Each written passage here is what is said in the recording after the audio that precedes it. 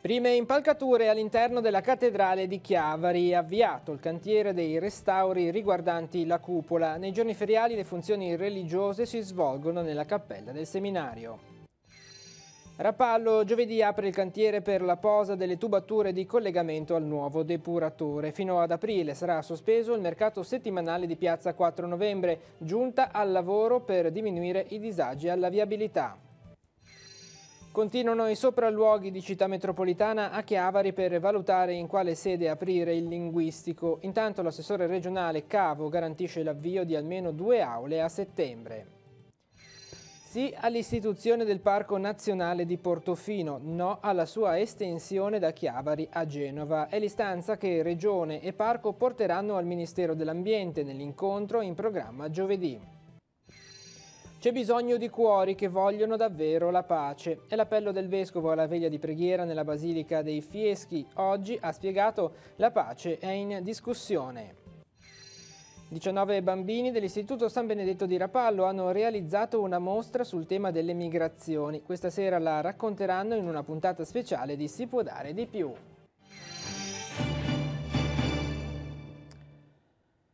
Buonasera ai telespettatori di Tigulli Oggi. Da oggi la cattedrale di Nostra Signora dell'Orto a Chiavari è chiusa al pubblico per permettere l'allestimento del cantiere interno. Nei giorni feriali le funzioni sono regolarmente celebrate nella cappella del seminario vescovile, dove si possono recare i fedeli per la preghiera e per la celebrazione dei sacramenti. Si tratta del primo lotto di lavori riguardanti il restauro della cupola. Stiamo andati a vedere.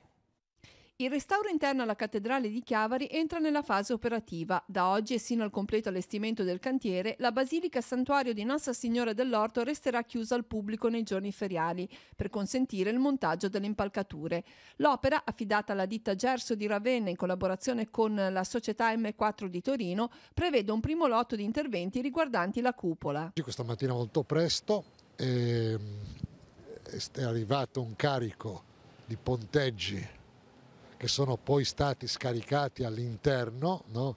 Nella zona cantiere e che sono già stati messi anche in piedi alcuni per cominciare ad arrivare ai 44 metri dove bisogna arrivare. Dal lunedì al venerdì tutte le funzioni celebrate normalmente in cattedrale saranno officiate nella cappella maggiore del seminario con gli stessi orari e le stesse modalità. Poi il sabato e la domenica le celebrazioni si svolgono ancora nella chiesa cattedrale, anche qui in condizioni diciamo un po' differenti dal solito. Per questo primo lotto di lavori, che comporteranno una spesa di 407.000 euro, la cattedrale ha ricevuto un'offerta significativa che ha consentito di avviare il cantiere. Ora però si rende necessario il reperimento di altri fondi che al momento non sono nelle disponibilità. La cattedrale in questo momento ha gli occhi per piangere. Per questa parte abbiamo, per appunto la sensibilità verso chi ha donato quello che era necessario per fare questo intervento, ci siamo. E adesso comincia la storia di andare a cercare il resto. Faccio un esempio per farvi capire. Se dopo il primo lotto, col ponteggio messo su, e il ponteggio messo su sono decine di migliaia di euro, bisogna smontarlo perché non ci sono più i fondi per andare avanti col lavoro, no? Capite che la cifra aumenta. Continuiamo a parlare di lavori pubblici in questo caso. A Rapallo la Giunta sta lavorando ad un piano per diminuire i disagi alla viabilità a fronte dell'apertura e della prosecuzione di vari cantieri propedeutici alla costruzione del nuovo depuratore in area Ronco. L'obiettivo è di portare la situazione alla normalità entro Pasqua. Giovedì pomeriggio, chiuso il mercato, in piazza 4 novembre sarà sistemato il cantiere per la posa delle tubature di collegamento al depuratore nel letto del torrente Boate. Fino al 15 aprile così sarà inagibile possibile una parte dei parcheggi a pagamento. Con l'apertura del cantiere il mercato settimanale sarà sospeso sino a quando l'area del Lido potrà essere razionalizzato al punto da poter nuovamente ospitare i banchi. Gli operatori, spiega il sindaco, potranno poi scegliere le modalità loro più congeniali per recuperare le giornate perse. L'amministrazione sta valutando anche alcune agevolazioni per i cittadini e i turisti da mettere in atto nei prossimi 2 mesi.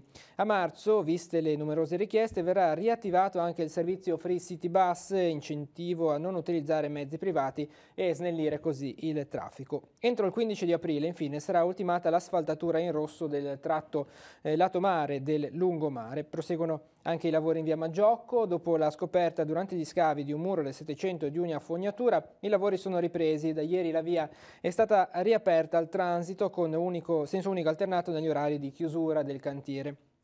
Stamani sono invece iniziate le operazioni di rifacimento del pontile dei Bagni Porticciolo con la speranza di concludere l'intervento entro l'inizio della stagione balneare. E sopralluogo invece del sindaco di Chiavari questa mattina ai cantieri di Preli e della colonia Fara, dove è prevista la realizzazione di una nuova pista ciclabile pubblica che permetterà di collegare Piazza Gagliardo e Largo Canepa. Il progetto originario prevedeva un percorso ciclabile in via Preli, lato ferrovia.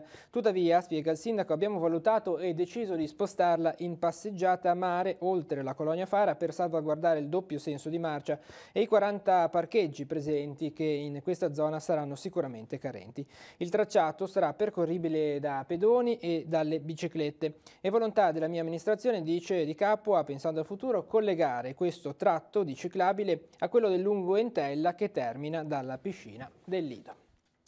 E torniamo a parlare della succursale del linguistico a Chiavari. In queste ore è tornata sul tema l'assessore regionale alla scuola Ilaria Cavo, mentre Città Metropolitana deve ancora comunicare la decisione finale sulla scelta della sede. Facciamo il punto. Sono in corso le trattative con i proprietari degli edifici che potrebbero ospitare la succursale del liceo linguistico Davigo a Chiavari. A dirlo questa mattina il consigliere di Città Metropolitana Roberto Cella, che tuttavia non scioglie ancora le riserve. Intanto ieri a Genova, a margine di un'iniziativa in Piazza De Ferrari, l'assessore regionale all'istruzione Ilaria Cavo ha cercato di spiegare l'intervento sulla questione da parte di Regione Liguria, che bocciando l'ipotesi del linguistico all'Istituto in memoria dei morti per la patria, per la questione degli equilibri didattici sul territorio, ha fatto emergere la necessità di trovare nuovi spazi.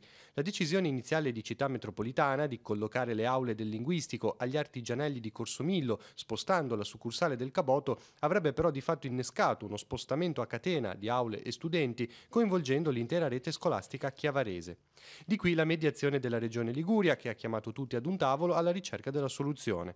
Per quanto riguarda il reperimento della sede, ad oggi l'offerta più interessante è quella avanzata dalla diocesi per l'utilizzo delle aule di teologia nel seminario. Grazie all'aiuto della diocesi abbiamo trovato, è stata individuata una soluzione che garantirà alle famiglie, agli studenti che si sono iscritti al liceo linguistico di avere le classi, di partire il prossimo settembre e di riportare una serenità, spero definitiva nel territorio, avendo detto, io l'ho fatto con alcuni presidi, con un preside in particolare, e l'ho scritto, che non verrà alterato l'equilibrio dell'offerta formativa in questo momento a Chiavari, perché la soluzione non andrà a incidere sugli istituti scolastici di Chiavari.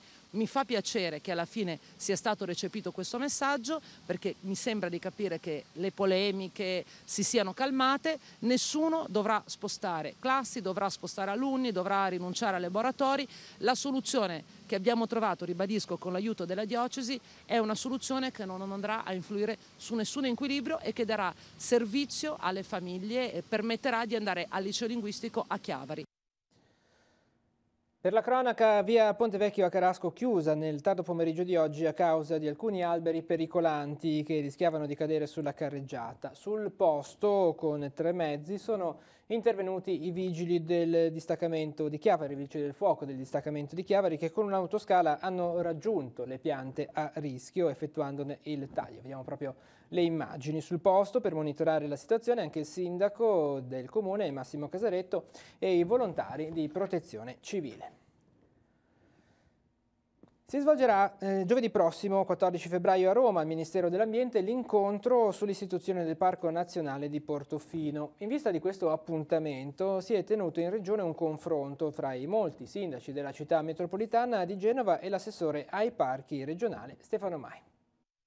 Sì al Parco Nazionale di Portofino, no ad un allargamento smisurato dei suoi confini.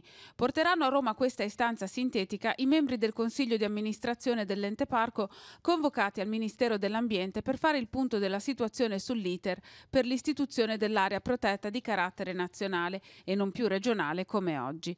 Anche se con qualche velato distinguo, gli amministratori del Levante Ligure sono d'accordo su questa linea. Lo hanno detto all'assessore regionale Stefano Mai, che li ha convocati in vista del vertice romano, con un rammarico iniziale. La data dell'incontro, infatti, non è stata stabilita con nessuno in Liguria, ma scelta dal Ministero e comunicata semplicemente agli interlocutori sul territorio. La comunicazione è stata inviata ai comuni che rientrano nello studio propedeutico realizzato da ISPRA, l'Istituto Superiore per la Protezione e la Ricerca Ambientale, su mandato dello stesso Ministero. La convocazione romana è finalizzata ad individuare i territori su quali estendere il Parco Nazionale di Portofino, ma, ha spiegato l'assessore regionale Mai in una nota, la posizione resta quella già ufficializzata in altre occasioni. C'è la disponibilità a ragionare sull'istituzione del Parco Nazionale trasformando l'attuale parco regionale ad eccezione delle aree contigue e accorpandolo all'area marina già istituita, come d'altra parte prevede la legge nazionale in materia. Le ipotesi di inclusione di ulteriori territori, ha aggiunto Mai, non sono sul tavolo e potranno essere eventualmente valutate soltanto dopo l'istituzione del parco e dopo aver valutato l'efficacia delle azioni di gestione e constatato l'ammontare delle risorse messe a disposizione.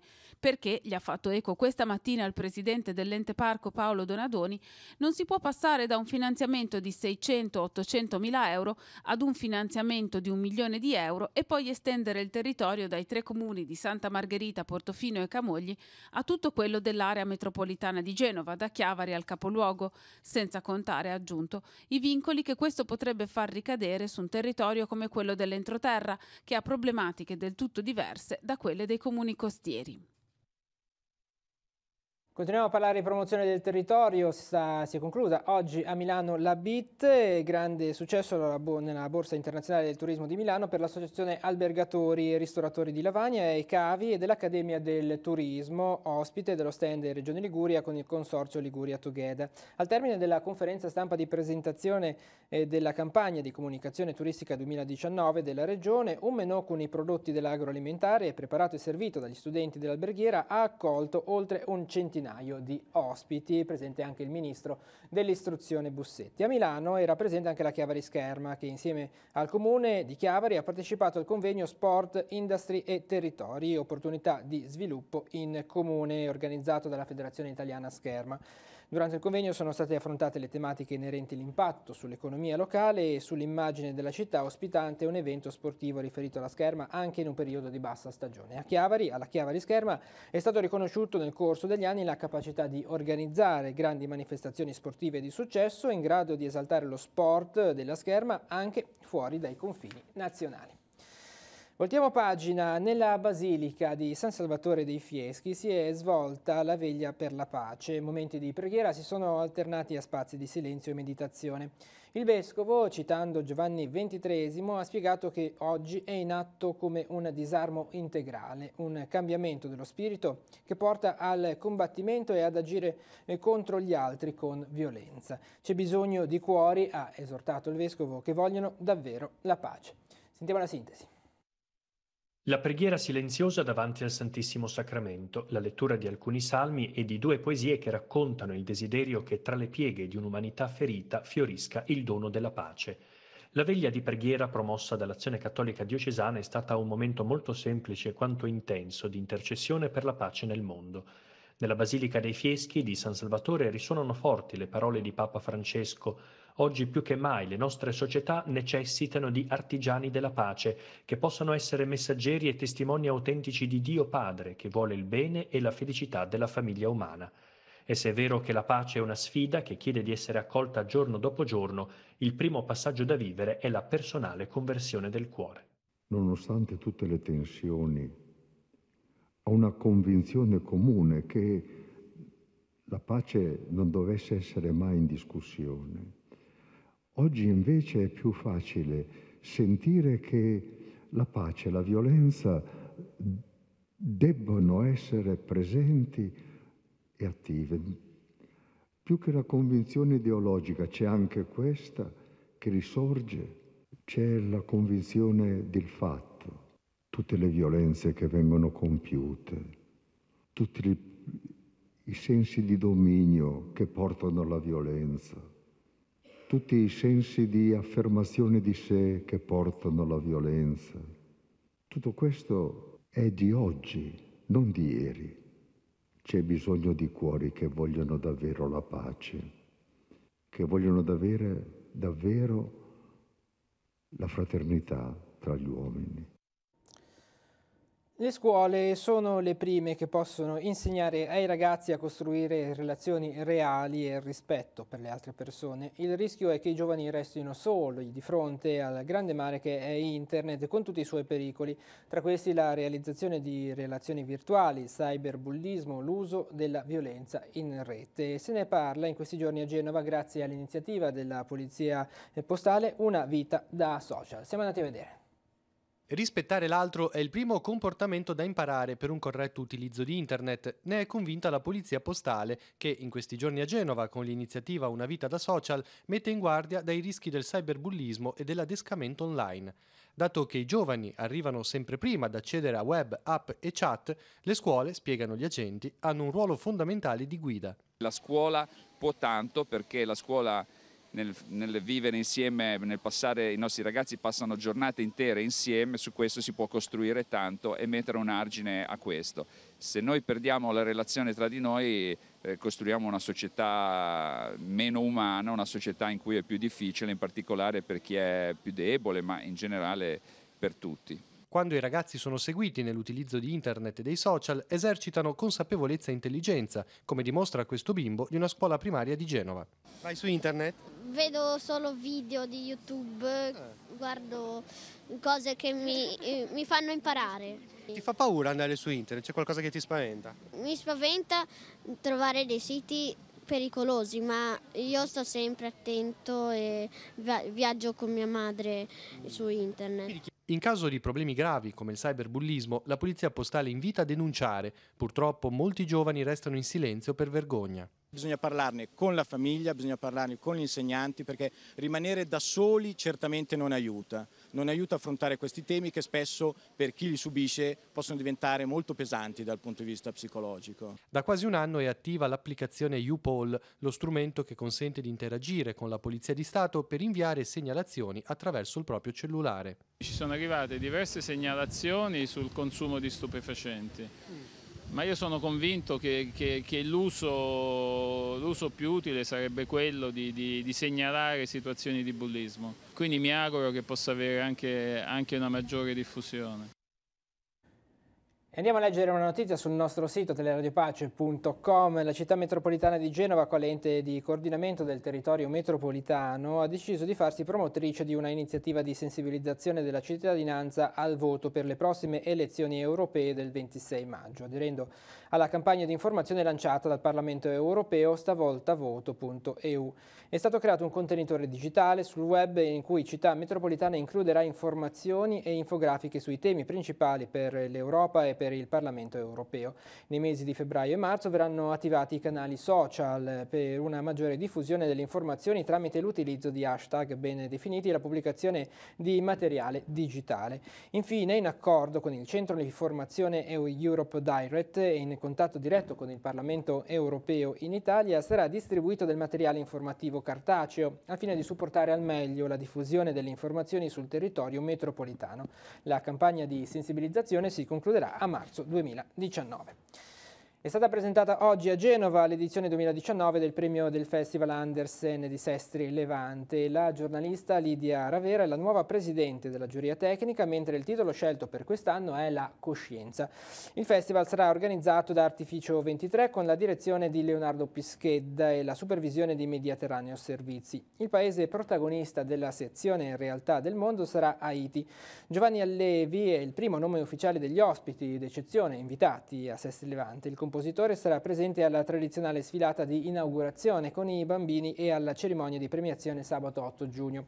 Infine, chi è interessato a partecipare al premio letterario Andersen può trovare il bando e tutte le informazioni sul sito www.andersensestri.it. Il termine ultimo per la presentazione delle opere è il 22 di marzo.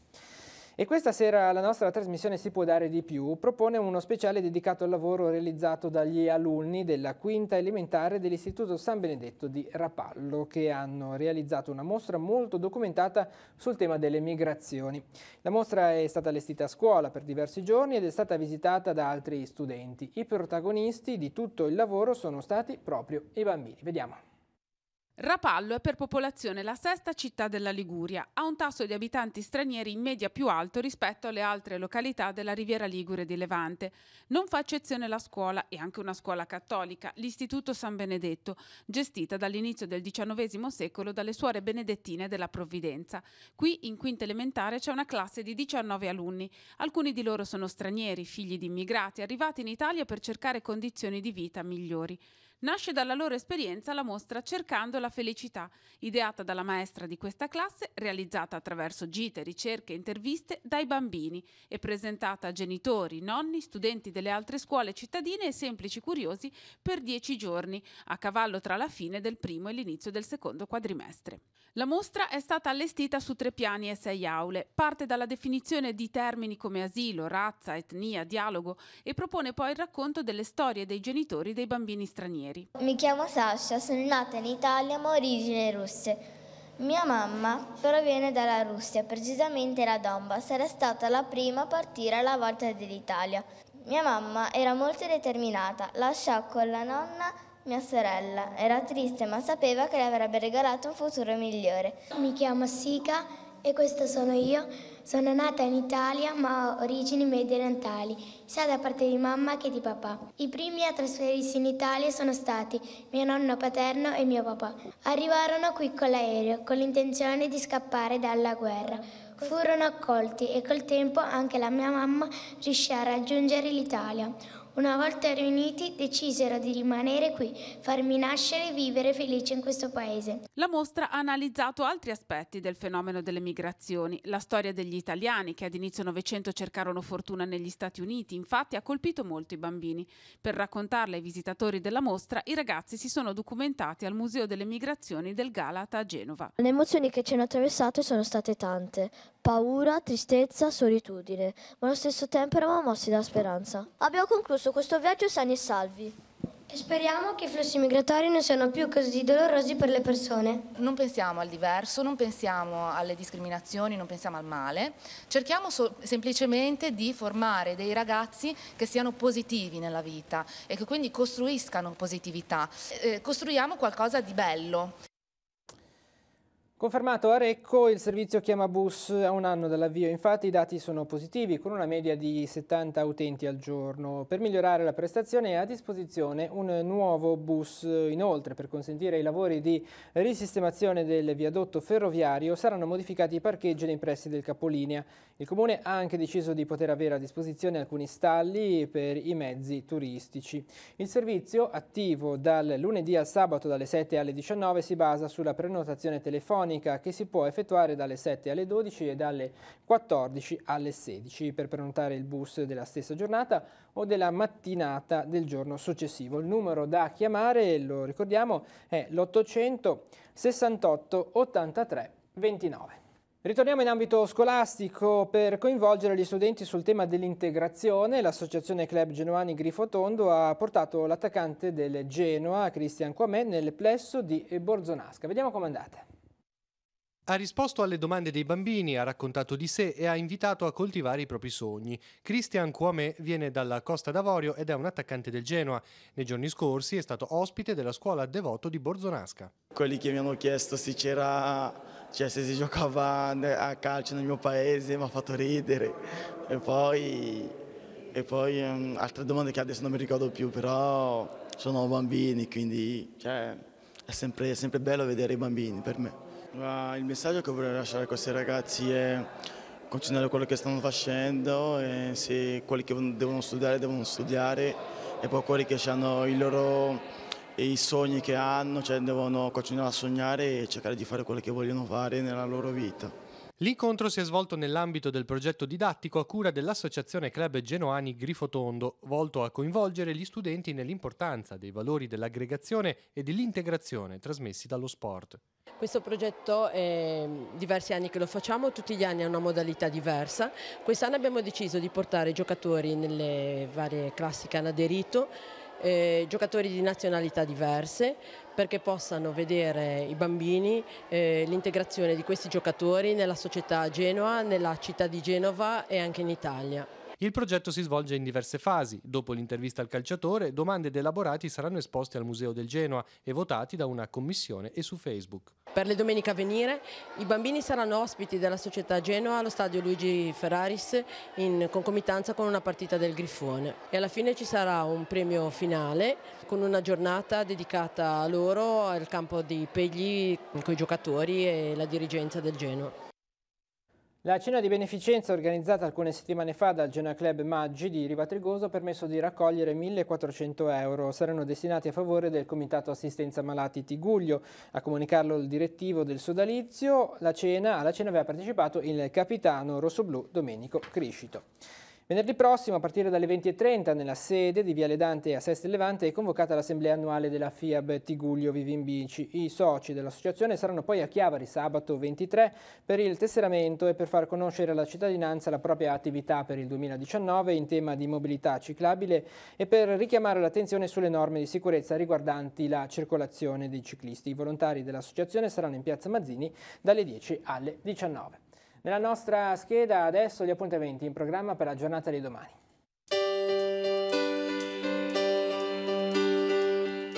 Appuntamenti in agenda per mercoledì 13 febbraio.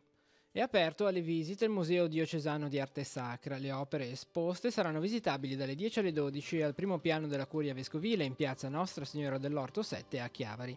L'esodo giuliano-dalmata e la città di Chiavari è il tema dell'incontro organizzato dall'amministrazione comunale in collaborazione con l'Associazione Nazionale Venezia Giulia e Dalmazia. L'incontro è in programma alle 10:30 all'Auditorium San Francesco.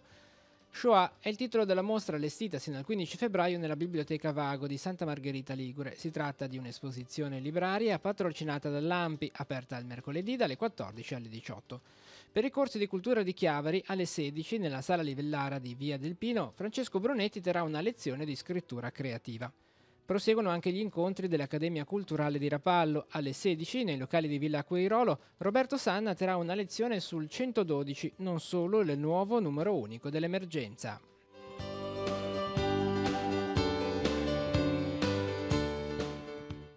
Ci sono ancora posti disponibili per partecipare al pranzo insieme organizzato dal Comitato Festa in Piazza della parrocchia di San Giuseppe dei Piani di Ri per domenica prossima, 17 febbraio. Il ricavato dell'iniziativa verrà destinato all'associazione Noi Andiamo per l'allestimento di un'imbarcazione adatta alle esigenze di chi vive una condizione di disabilità. Il menù prevede antipasti misti e polenta con stufato di manzo. A concludere il pranzo, che si svolgerà nei locali sotto la chiesa di Ribasso a partire dalle 12:30, le chiacchiere di Ri. Per prenotare si può contattare questi numeri 328 8457 844 oppure 329 4290 513. E si conclude così questa edizione di Tiguglio Oggi. L'informazione torna domani mattina alle 7:30 con la nostra rassegna stampa insieme a Marco Revello. E continua l'informazione sul nostro sito teleradiopace.com e sul canale 187 Telepace News. Grazie per essere stati con noi e buon proseguimento di serata.